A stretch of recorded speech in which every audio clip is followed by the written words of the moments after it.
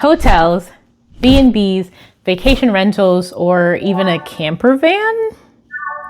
The list of accommodation options honestly feels quite extensive. So, in this episode of Travel Planning Basics, I'm going to give you a few tips to hopefully help narrow down the search. Let's get into it.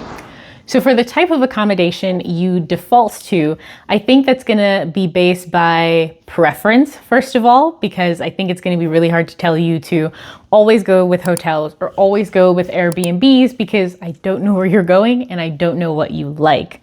For me personally, I know that if I am traveling solo, I default to hotels, but if I'm in a group, 3 or more people, or an odd number, I'm going to default to an Airbnb, and that has always worked for me.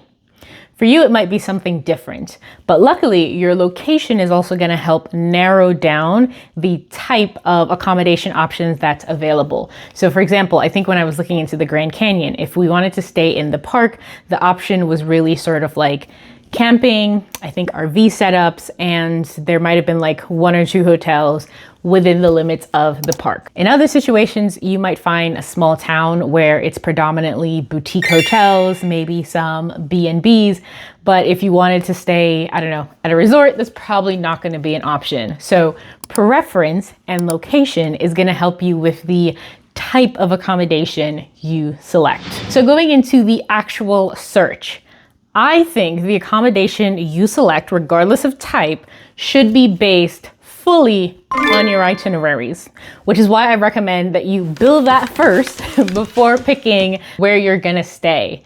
If the things that you're doing are all over the city, it might not necessarily be about a central location. It could just be about being near a public transit stop to help you navigate around. Or in the case of where your vacation is made up predominantly of guided tours and excursions, there might be a popular area for hotel pickups. Focusing on your itinerary is very helpful even in, I guess, non-traditional types of trips where you're on the move. So think cross-country road trip, or maybe you're trying to drive around the entire island of Iceland. That can also, help you compare whether you should do something like an RV or a camper van versus getting a regular rental and sort of doing overnight stops at the different area. But if you don't know your route of travel, it's going to be very hard to compare and see what suits you best. So again, I feel like it's very helpful to start with your itinerary and use that as the anchor point for your accommodation. But with everything, there are exceptions. So there can be cases where your accommodation is actually the anchor point and not your itinerary. Some examples are going to include if you book an all-inclusive resort stay, that is your anchor point. Most likely the property is going to provide you with a list of activity for each day that you can pick from. And so if you're going with a particular accommodation in mind, that is sort of when I would recommend using that as the anchor point and working backwards and actually booking the accommodation and then planning the itinerary. Okay, so for Airbnbs, and we're just going to use like Sedona, Arizona as an example, I usually focus on 1, do you have a ton of reviews? 2, are those good reviews? Like, are you a highly rated space? And 3, do they have attractive and appealing photos? I do also like that Airbnb has started with the whole guest favorite tag or superhost. Now, I could already tell based on looking at this that this property caught my eye. And taking a look at it, it does have, a decent amount of reviews, 98, and it's rated very highly. But again, I'm usually attracted by the quality of photos. So I feel like they have very aesthetically pleasing photos. It's well lit. It's also very extensive. It shows, details and personal touches in the listing. So for me, this is something I feel like would totally catch my eye, and I would probably at least save it. So usually I'm not sort of like searching and then I'm going to pick one thing. I'm usually coming up with a list and I will save them to a list and compare after. Because one thing you want to make sure is that this looks beautiful, but is this in the location that's gonna help me get to all of the things I have planned to do? Now, if this is my anchor spot and I want to build the itinerary around that, that's fine. But I want to make sure that I'm comparing different options of which is close to what I have to do, comparing amenities and things like that. But generally, this images, reviews, and things like that are going to get you on my saved list.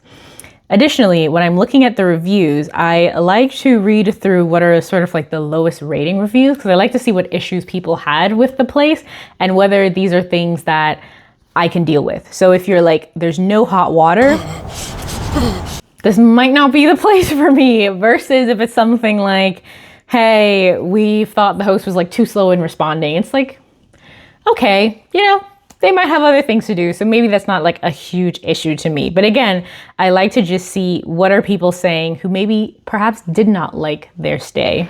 So one thing I like to do when I'm looking for hotels, and I might find them using Google Hotels, I might find them through like a random blog or article, is I will go on Google Maps or Google Hotels just to see, one, the reviews, but two, what do the photos look like from actual guests? Because yes, the hotel will have professional grade photos of the property, but are these recent, or, you know, are these photos what the property looked like 20 years ago? So definitely taking a look at the reviews, but also the photos that visitors have listed. So again, specifically from the visitor instead of by the owner, which is why I kind of default to using Google for this, because it does neatly sort of separate this. There's also groupings now I've noticed by bedroom, by bathroom, etc. So this is just helpful for me to figure out, do I really want to stay here? Again, location definitely plays a huge part, but this is sort of my criteria when I'm looking for either Airbnbs or I'm looking at hotels.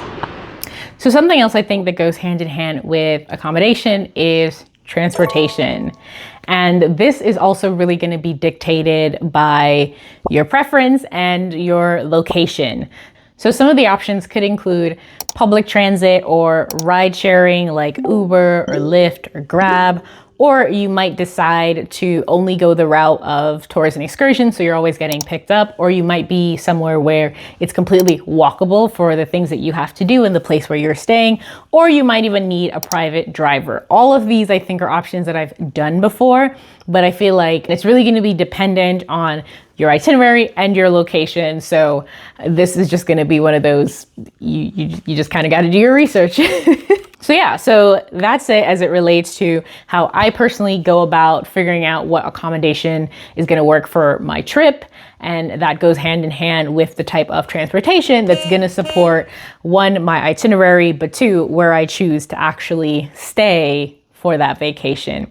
So I hope it was helpful. Let me know down in the comment section if you have any other tips you would like to share with everyone. But as always, thank you for watching.